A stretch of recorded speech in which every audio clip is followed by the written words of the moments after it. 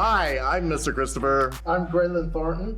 I'm Bannon. I'm the Cigar Pig. And I'm Brigitte Bandit. Woohoo! And this year we are at Austin Kink Weekend and we have a live audience, which are our favorite shows to do, right? And before I forget, we also have Pup Amp who runs the show, and I did not forget about this time. So very proud of that. Round of applause for that. So this is an episode the guys and I have been talking about doing for a very long time. About 2 years we wanted to do this episode. And we wanted to talk about drag queens in our community, how it impacts our community, and them being under attack. We live in the San Francisco bubble, so drag queens don't have a lot of pushback there. So we wanted to come down to the South and see what it's like in the heartland. And Brigitte, we thought you would be the perfect person to talk to. Can you give us a little bit about your story and your history in drag? Yeah, sure. I started drag about 5.5 years ago, almost reaching 6 years. How long is that in drag years?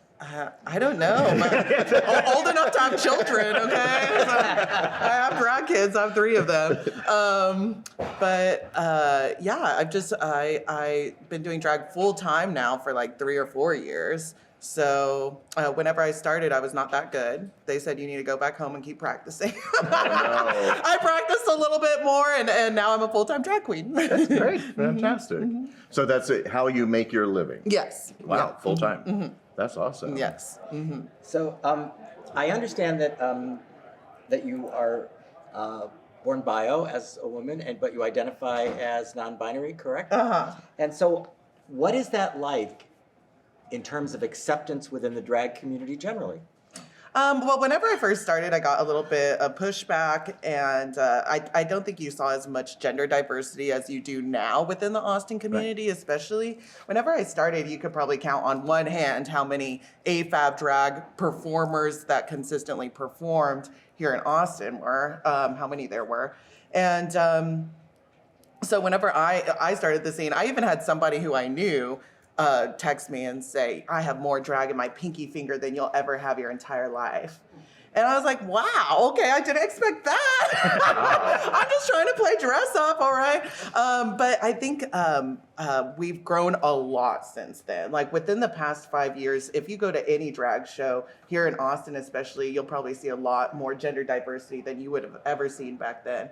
And I think it's really cool to see how much has changed so fast. Yeah. And in San Francisco, where we come from, that's exactly what it's like. It's totally across the board. Oh, yeah. And it's all accepted. And just as a note, you did wonderful picking that up, but the term bio to refer to like someone's gender, not always the best. It is a bit transphobic unintentionally. So we prefer AFAB, as Brigitte said, or AMAB, assigned female at birth or assigned male at birth. So. Yeah. See, and I love being corrected like that because that way I learn. Right? See, you can teach old dogs. Yeah. Oh, God. The young one says. Yeah, terminology can get a little confusing. I think people used to call like AFAB drag queens like bio queens. I'm like, just call me a drag queen. You know, drag isn't about what's going on underneath all of this. It's about the way that we present ourselves. So why are we going to use terminology that exposes ourselves like that? You know? And you know, that's part of why we do the show is that we are old leather men and we can learn new things. Yeah. And so we get to get educated when we have guests. Yeah. But there should be terminology, you know. I like to use the term AFAB, which stands for assigned female at birth, and it's because I do identify as non-binary, and sometimes I don't use it a lot, but within certain contexts and spaces, it is important to make those kind of distinctions, so that language is useful then. I have a curious question for the rest of the panel. Who's ever done drag here? I have not. What? Race, you've done drag? I've done that. Really? When did you do drag? I was in my very early 20s. I was bartending on Halloween, and all the bartenders in this very sleazy bar were doing drag, and I looked pretty fucking good. Yeah. We're going to need those pictures. I need those receipts. Insert photo here. Yeah. Luckily, it was back in the day when photos were hard copy, not digital. So I'll find it, Chris. What about you, Graylin? Nope. Nope. So I think Halloween has always been a good excuse for people to experiment. And so once I went as Judge Judy. And, and my boyfriend at the time was trying to put lashes on me. And I had my eyes closed, and I hear him go, oops. And then he's like, hang on. And he ran to the kitchen counter, and he came back. He had run out of lash glue, so he grabbed super glue. And he glued my eyes shut. Oh my God. That's the last time I ever did drag. For good reason. Yeah. I'm like, drag is a little uncomfortable, but it shouldn't be that uncomfortable. So is drag a little bit like BDSM in the uncomfort zone? You are cinching yourself in places and popping things out in others, and Yeah. yeah. How long can you go until it's just too much? I don't know. I don't think I found my limit quite yet. But well, maybe when I'm wearing my extra large titties, these aren't my big ones. These are my baby ones.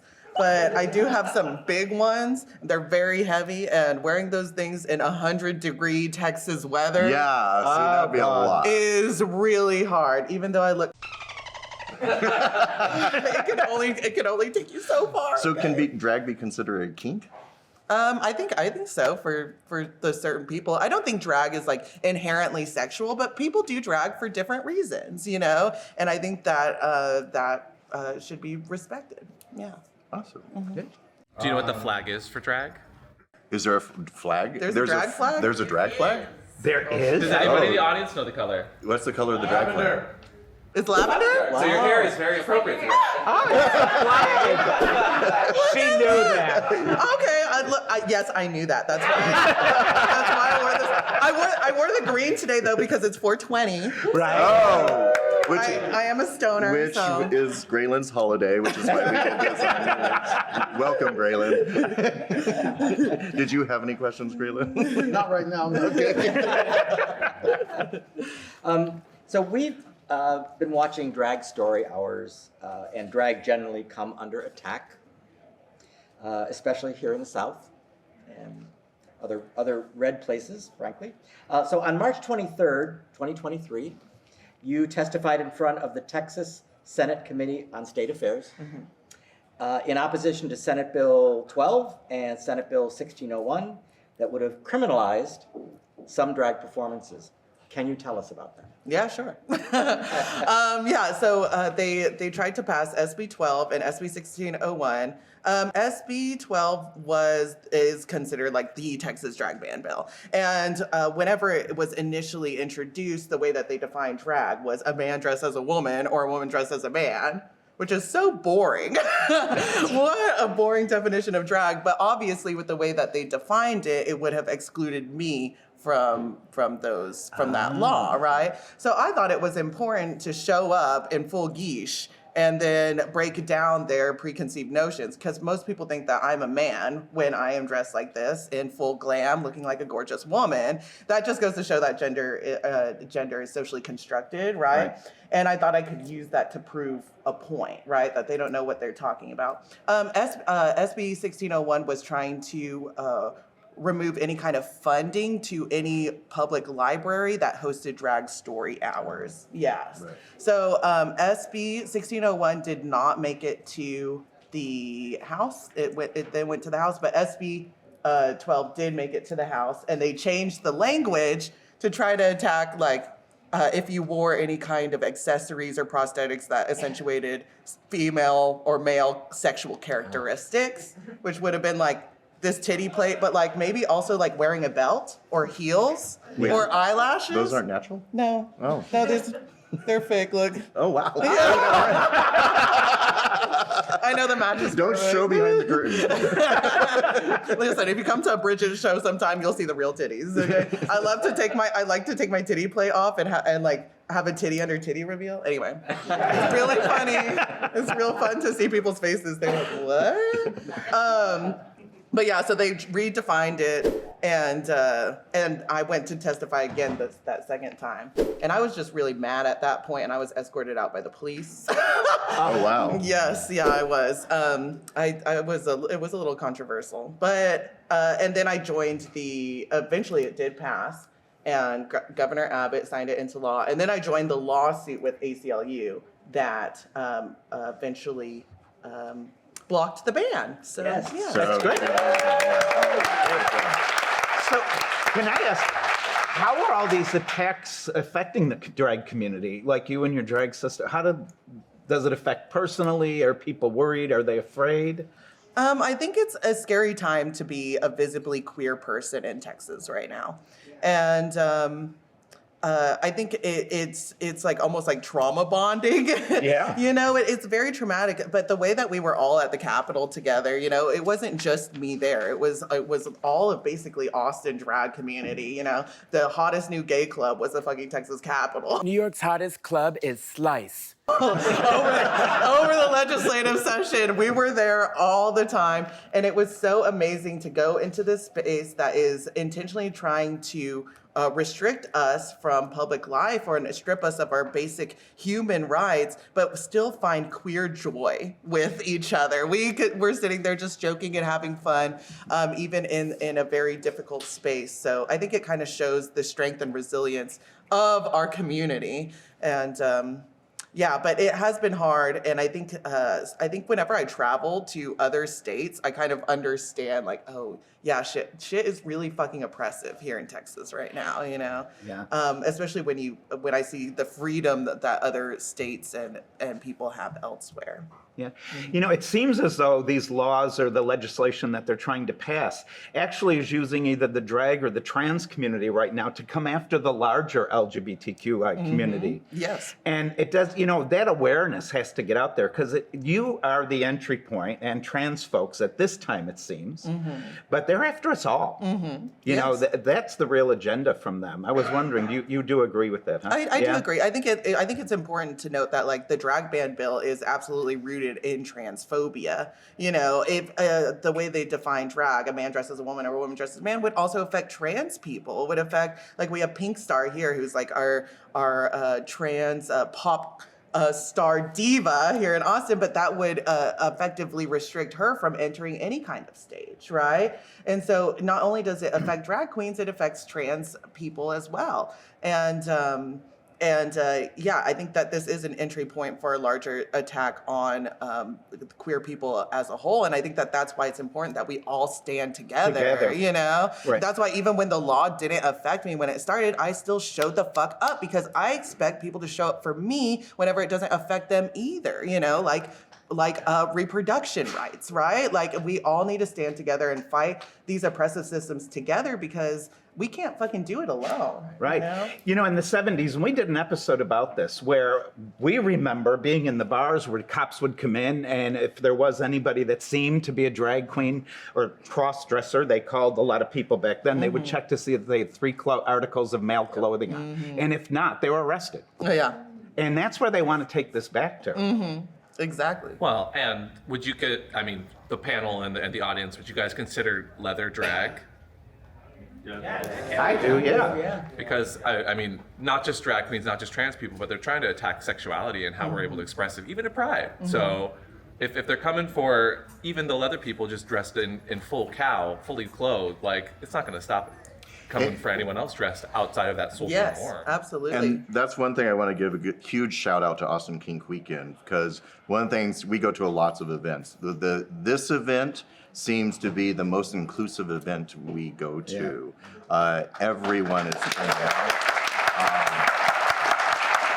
And it's important because we got to support each other. Are you finding the communities coming out to support you? Yeah. Yeah. Oh, that's Yes. good. Yeah, they are. For the most part. You know, I think being a drag queen, we all have our issues within the community or whatnot. But ultimately, it's like I just have to look at the bigger picture and just keep fighting for everybody, you know, and continue to do things that build community rather than Tear it cause down. more, tear it down. Yeah, cause more issues. We're from San Francisco, and in San Francisco, the drag community, the Sisters of Perpetual Indulgence in particular, often, and the leather community have a very strong alliance in history. We go way back to sort of marching together, fundraising together, etc.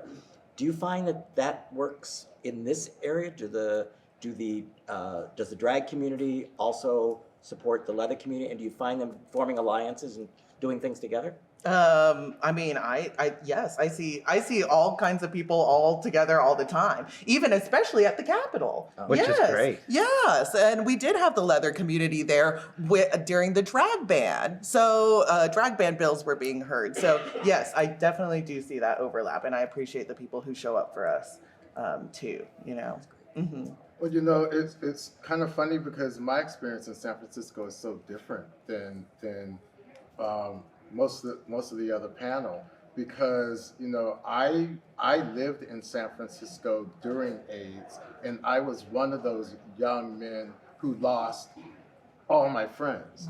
And I do remember the drag queens coming in and entertaining and all of that, but it felt real to me because those drag queens were gay men. And I felt that we had this bond together, that we were all working together. And I know that your work is very important here, and I understand that, and thank you for doing that, and I hope you keep going. But, the drag queens that I knew struggled like I did as a gay man, and I think that we have a very different perspective when it comes to what we're doing in the community. How so? Because my life as a gay man is going to be very different than anyone else's life who's not a gay man. I understand that. I think it's important though to understand that queer people, we're all going to have different kinds of struggles, right?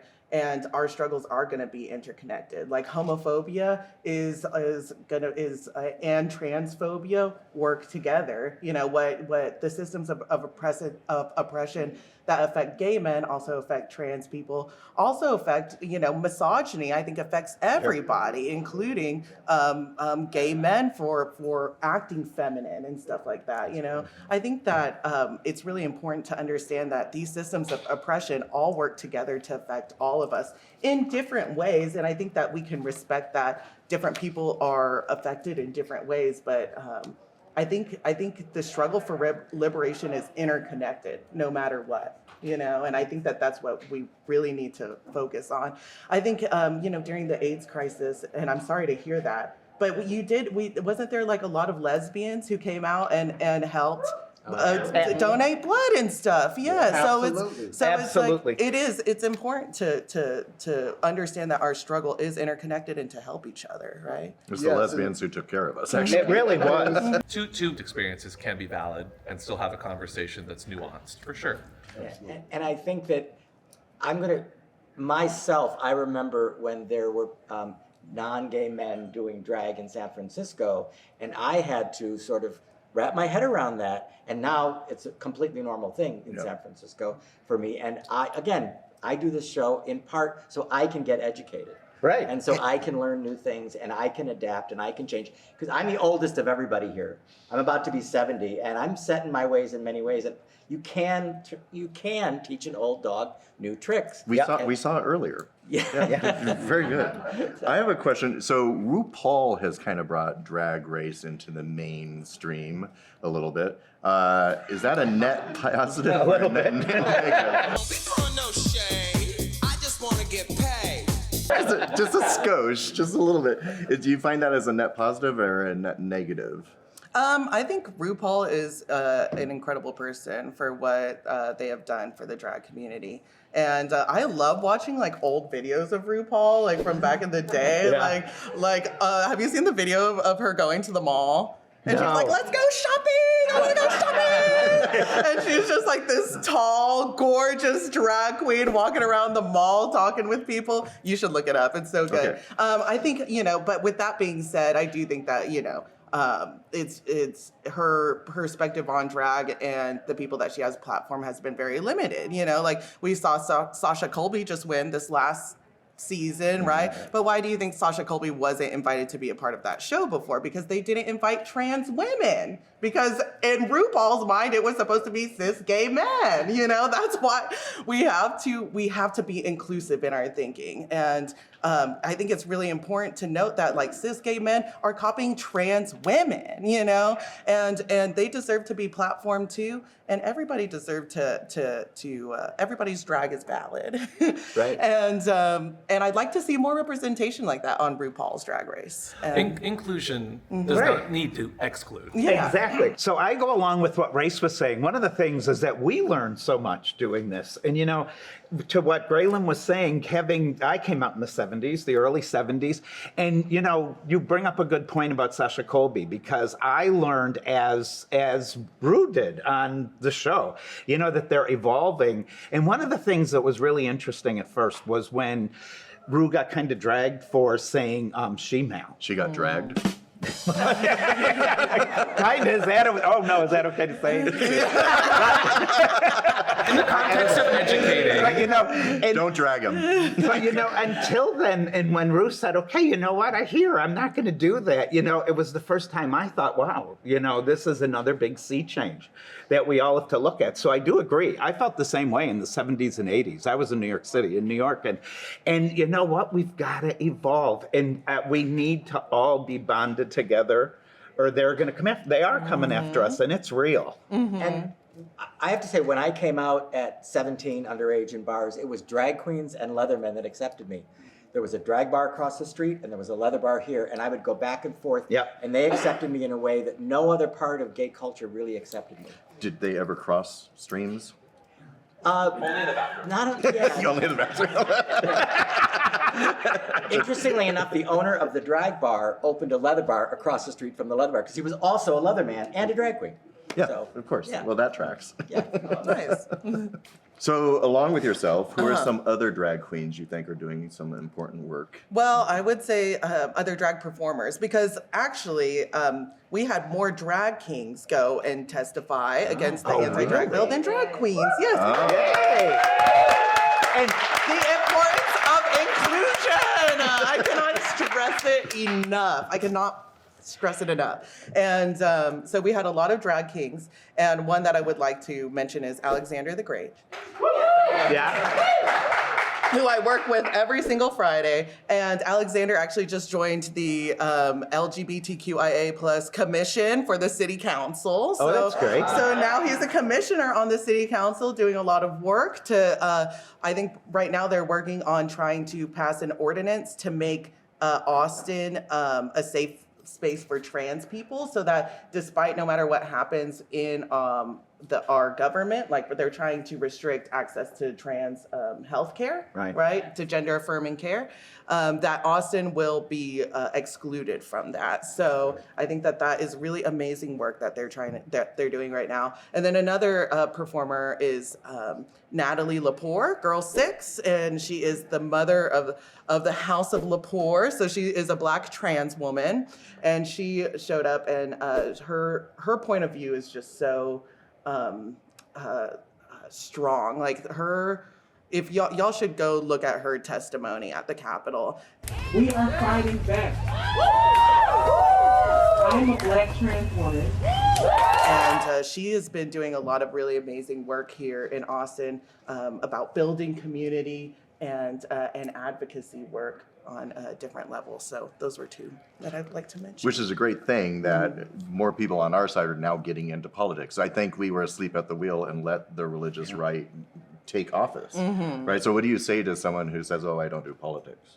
I think voting is important, and I know it can be frustrating, but I think especially on a local level, you can see things like what I just mentioned, that we have people in local public office who can pass these ordinances to even block these larger attacks on the community, right? So if we didn't care about our local politics and our local elections, we wouldn't be able to protect ourselves. And hopefully we can get to a point where we don't even have those attacks, but it's not going to happen if you don't get involved, right? Like, yeah. And I'm going to get on my voting soapbox, and I'm not going to tell anyone how to vote. I'm hoping you vote the way I hope you do. But I am going to encourage everybody to go register to vote. Go to vote.org.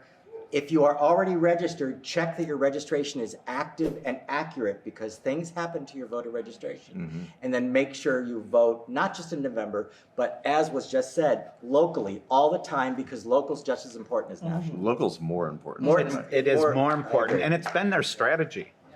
You know, the strategy has been to get local city ordinances that would start and then bubble up to a federal level. And that's why over 400 have already been passed in red states. So that's a lot. I do have one question. So the legislator, how did they respond to drag queen kings? Drag kings? Yeah, because I always think that they do think in terms of it being a drag performer, being female performing. Yeah, yeah. And how were they with the drag kings? I mean, I think for them, they hate all of it. I think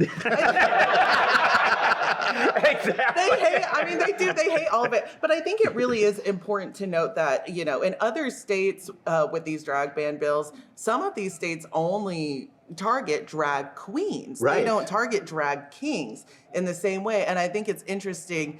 I think that idea is rooted in misogyny, and I think it's another reason why I fucking hate these laws, because I fucking hate misogyny. And it's because they can't see anybody wanting to dress in a feminine way without them sexualizing it because of the way they sexualize women constantly, right? Like, I get to put on this costume and it's gorgeous, and I know that I look hot, you know, but it's not like a sexual thing for me, right? But people, they think it's a sexual thing. I can be in a full, I cannot have my titty plate on, be in a full length, long sleeved, hot pink gown, reading a kid's book, and they're like, that's sexual, you know, it's so stupid. One of the writers of the bill was being questioned by one of the other legislators on the floor in the Senate. And it was a woman. And she goes, so if I went and I dress like Gandalf to read to my kids' class, am I going to be restricted by this law? And he was just like, yeah. He didn't my God. They don't give a fuck. Like, they don't give a fuck about the absurdities of it. They just want to pass these laws, right? Did you Like, say, you shall not pass?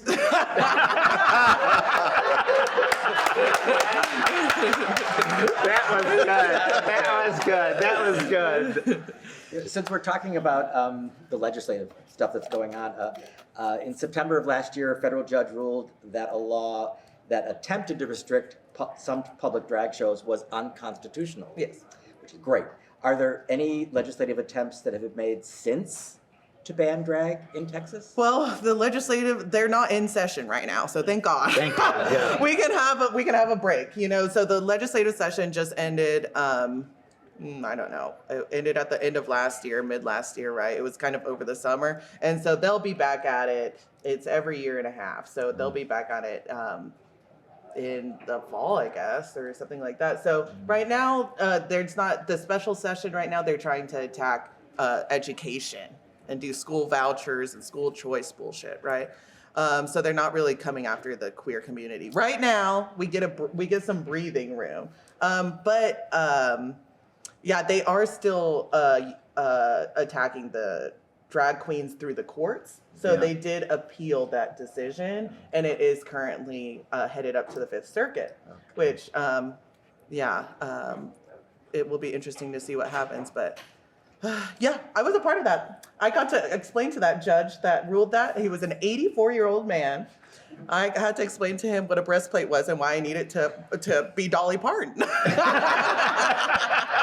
And he said, that is free speech, bitch.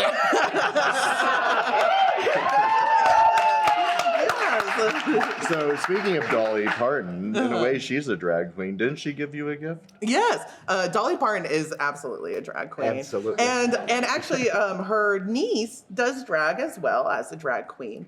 And her niece saw what I was doing and was like, Dolly has to see this. Because whenever I went to testify the first time, since they were also trying to attack Drag Story Hour, I decided, well, why don't I bring a little book and read them a story? And so I brought a book about Dolly Parton. And it was a kid's book. And the page said she loved to wear big hair and lots of makeup. And some people thought it was too much, but the kids liked it, and so did she. And so I had that page open whenever I went to read my testimony, and the picture of that made the Times top 100 photos of the year, and so Yes. And so Dolly Parton saw that. And Rebecca Seaver, who is her niece, showed it to her. And Dolly signed a guitar for me, and Rebecca stoned it, and they sent it to me. So I have a signed guitar from Dolly Parton with my name spelled correctly at my house. Yes. That is very cool. Well, in the mention of your name before we started, you explained why your name is spelt that way. So can you tell everyone or no? Okay. So the story of my name actually is my name is Brigitte Bandit, right? And the Bandit was my mom's stripper name. Whenever I was a kid, my mom was a stripper, but she was basically doing drag at the fucking strip club. Okay, she had full costume. She got the other strippers to be backup dancers for her. She had her own fucking like little back room. Okay, and she was a diva. She was the diva. And she even competed in some drag competitions here. She was runner-up to iconic Erica Andrews at a Cher impersonation contest. Yes. Oh, great. And they tried to say that she couldn't be in it because she was born female, and they said there was nothing on there that said that. And she came in second, which is awesome. That is awesome. Yeah, so enough about my mom. I have to bring her up. I love her, but I wanted to use the name Bandit, and I was like, okay, I need something that's cute. And I was like, Bridget's cute, and I like Brigitte Bardot, Brigitte Bandit. So I used Brigitte Bardot's spelling, which is Brigitte. But I wasn't cultured then, okay? So I didn't know, and I was like, why are all these bitches calling me Brigitte? Like, I'm so fucking confused right now. But it was too late to change it. I'm like, she's a cheap gal. Just call me Bridget, okay? We don't need it to be fancy. I love that. That's hilarious. So with all this stuff going on in the legislature, how is it in the community, just everyday living? Do you see this kind of animus here in the community or no in Texas? I think we do see, especially here in Austin, we see like a lot more political numbers and people speaking out on the mic or whatnot. I think probably in ways that you don't see in other areas. So I think everybody here is very politically involved and active still, no matter what's happening, because we understand that these attacks are going to continue. And I think especially the Austin drag community has built a lot of activists, you know? It was the Austin drag community that showed up at the Capitol. We did have some other queens from around Texas, but it's really hard to get to Austin. Like, they give us, 48 hours notice that they're gonna hear a bill, and you're 200 miles away because Texas is so goddamn big. Like, you're not gonna make it, you know? So it really does depend a lot on the Austin drag community to show up. And we continue to. And you do. That's great. Yeah. Well, what do you think makes Austin's community different? I think just almost that we live in the capital city, right? So it's like almost just because we live close to the Capitol and where all these attacks are happening, we almost have a responsibility to show the fuck up for the people who can't, you know, because Texas is very big, you know. It's a huge state and it's hard to travel through. And they also don't make it easy for people to show up. The first time I testified, I got there at like 8 a.m. I didn't testify until about 4 p.m. The second time I testified, I waited 13 hours to speak. Oh, God. So they do that on purpose. They purposely make it as difficult as possible for people to show up and make their voice heard. And so I think just being here and in proximity to where this is happening, we have a responsibility to show up. And I think that has affected our community locally a lot, especially recently with the attacks specifically on drag performers. So yeah, I think it's just because we're in the capital city, you know? Yeah. And I think the parallel there of not just drag, but also leather, like we had some hubbub about this event even, where people online were trying to out some of our teachers here. I heard Miss Kelly Neidert, protect Texas Kids. No, what is she rebranded? She rebranded to Texas Coalition for Kids. Yeah. What was trying to dox somebody? Multiple people. Okay, I was also doxed by Kelly Neidert. Yes. And whenever I posted it on my socials, they reported her account so much that she lost her Instagram and Facebook page. Yay! Keep it up! And That's why she no longer goes by Protect Texas Kids and had to rebrand to Texas Coalition for Kids, because I also put Protect Texas Kids on the back of my dress that I wore to testify. So whenever they Googled Protect Texas Kids, it was Brigitte Bandit, and I bet she fucking hated it. You know what? Yeah, Kelly showed up to my drag story hour, actually, and was yelling my legal name outside on a megaphone just recently. So we have personal beef.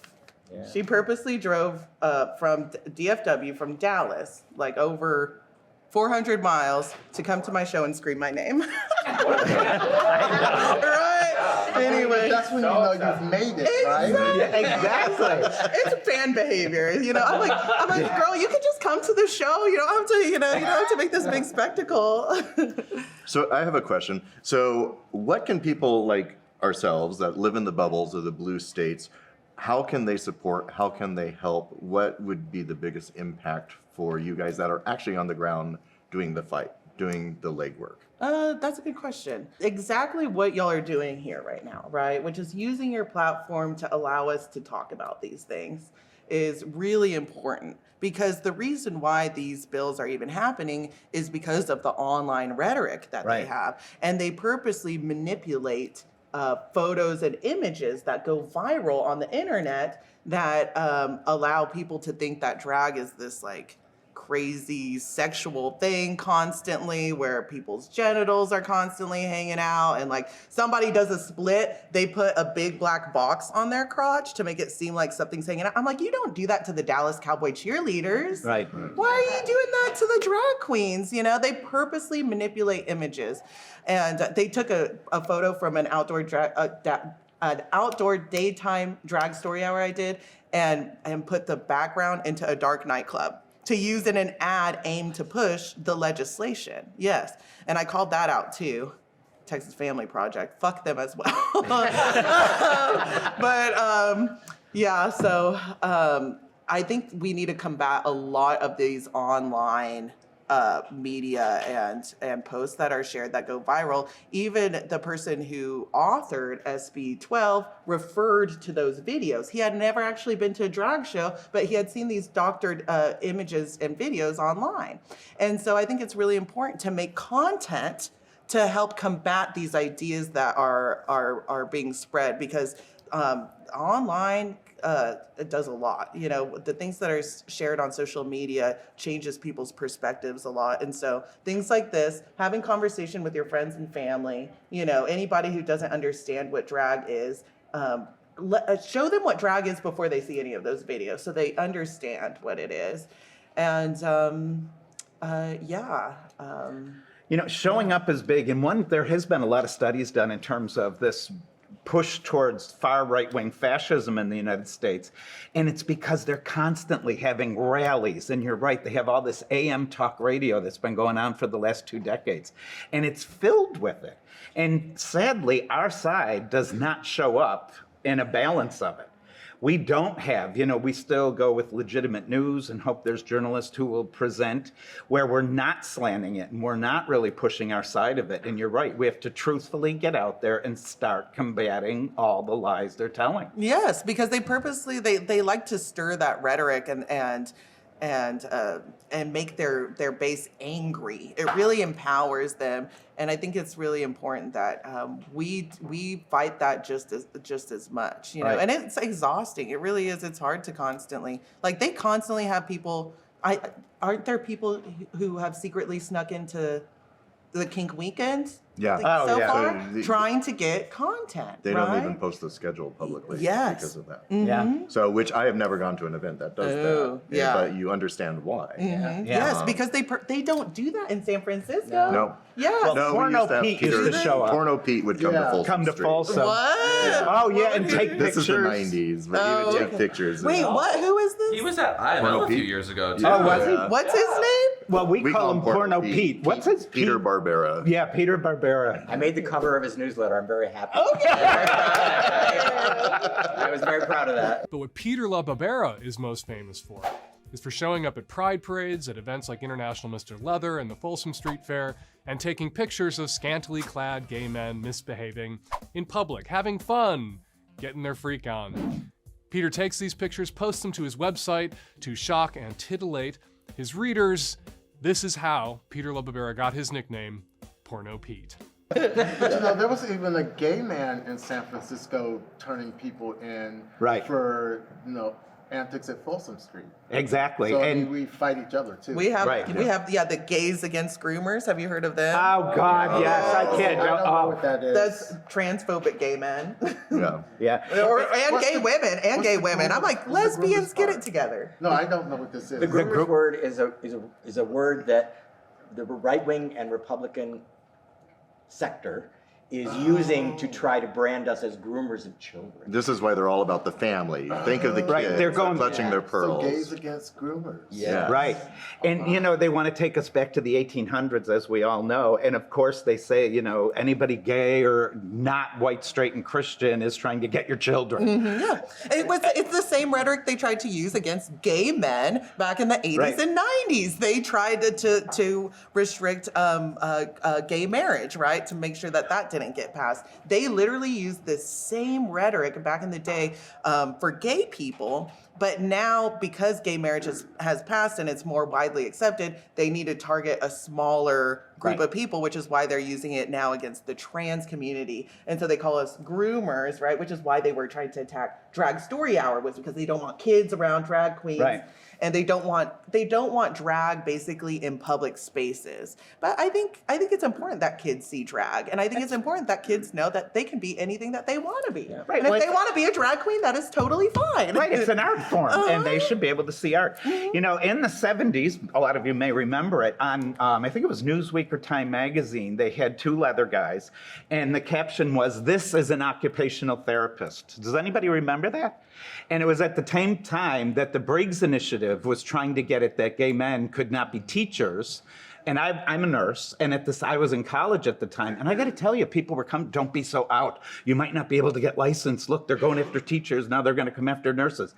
So it's all recycled, but you guys are now the entry point for their hate. Mm-hmm. And let me just say, what you've done of showing up, and I know a lot of leather people in this audience and elsewhere have shown up, and it's really important to show up. When enough people show up at a legislative body's meeting, it's astounding how many minds you can change. If for no other reason that they realize, oh fuck, there are a lot of people against this and we better not move ahead. And it really can change minds in legislation. And there's actually studies about a certain percentage of people show up, and you can almost always sway a legislative outcome. Absolutely. So show up like you have, and you can actually change minds and change legislation. Mm-hmm. Yep. And educate people. Yeah, you're right. Terminology like Think of the Children has been statistically proven to always attack and harm marginalized communities and never actually protect kids. Yep. It's a matter of having a conversation with someone, or even the people that show up with their microphones and their little TikTok microphones to gotcha. The number of times we've been in a park in San Francisco and seen someone like that, and we just play so what are you doing here? What's the conversation you're having? Why are you having this conversation?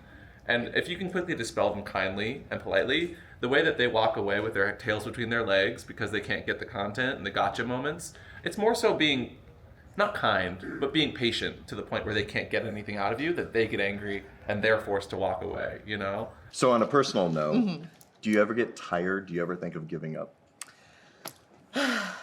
Why take it so dark? Oh my God. I know, right? I've been up lately. I have a full day of gigs. Don't make me cry.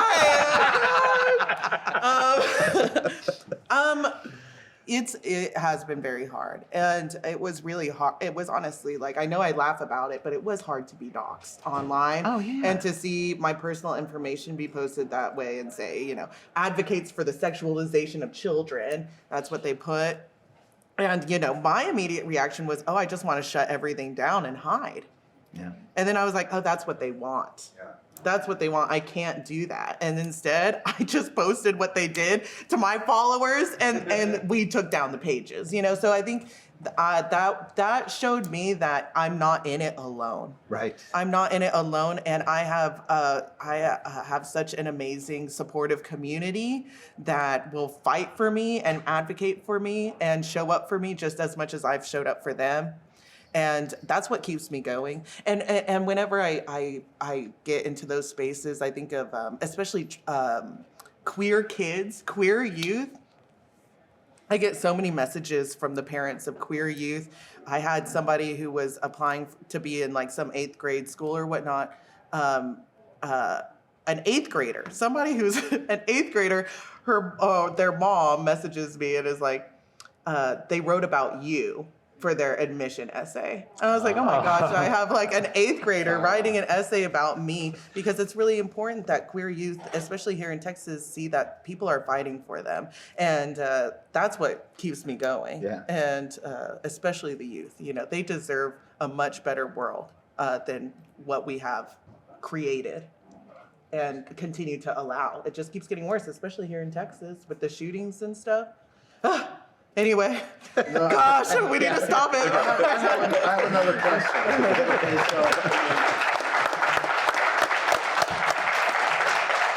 So if you look at all the leather people, we all dress and look different, and I'm the conservative one on the panel, as you could probably guess. Shockingly. They all knew this, right? Y'all knew that, right? So I walk around sometimes and I look at other people in San Francisco and I just think, that ain't right what you got on right there. It's just not right. Do you ever look at other drag queens and think, girl, that's just not what Graylin, we just had such a nice moment. Come on, we all do it. Listen, if you're not wearing a wig, you're not doing drag. I'm kidding. That caused a lot of chaos one time. You know what? Honestly, we're all born naked and the rest is drag. In the world, in the words of RuPaul, so who am I to judge? But if you are showing up at the Capitol, bitch, put on some panties, okay? Please. We don't need no Barbie doll crotch at the Capitol, all right? But, yeah. All drag is valid.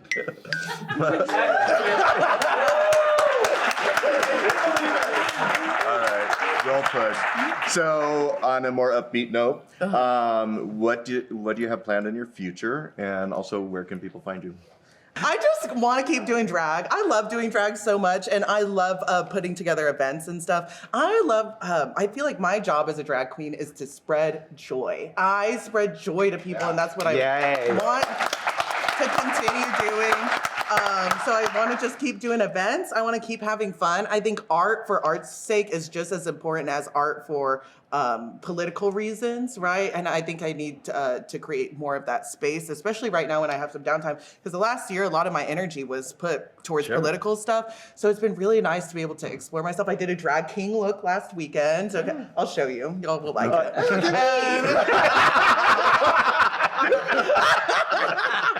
All drag is valid.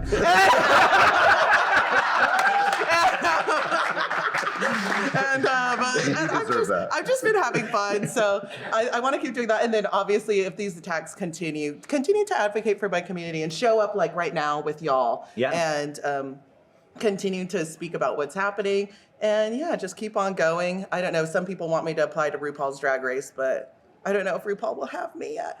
You never know. You never know. You gotta Come on, RuPaul, book these titties. But I couldn't finish my tape because I was too busy suing the state of Texas. So whatever.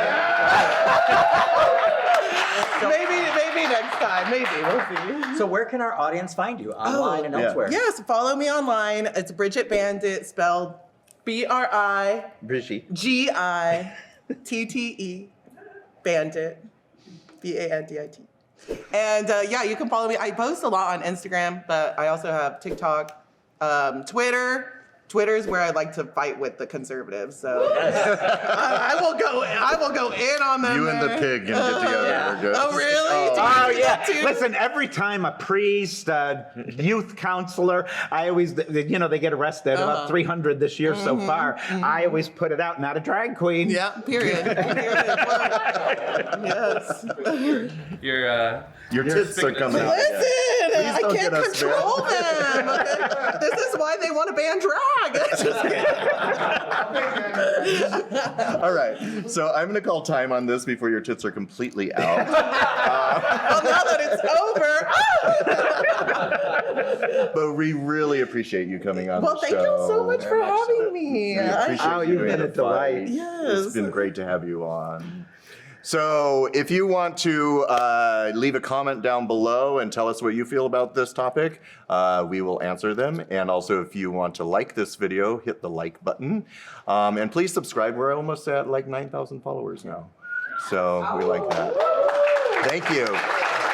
I want to thank Awesome Kinky Weekend for showing up, and I want to thank you all because you guys are here in the battleground state doing the work, doing the fight, and we really need to know how to support you. So hopefully we'll stick around for questions after this. I don't know how long Brigitte can stay. It is 2 right now, so. And, I gotta go. and I also want to thank our sponsors who make this show happen, which is Mr. S Leather and Leather Daddy Skincare. Thank you, Amp, for doing cameras. And finally, if you like to support us, we have merch on safewordshop.com. Graylin is feeling uncomfortable as I point at him, but he has a really good bear on him. Go check out our merch at safewordshop.com. And with that, I'm going to say goodbye, and we'll see you next time. Bye.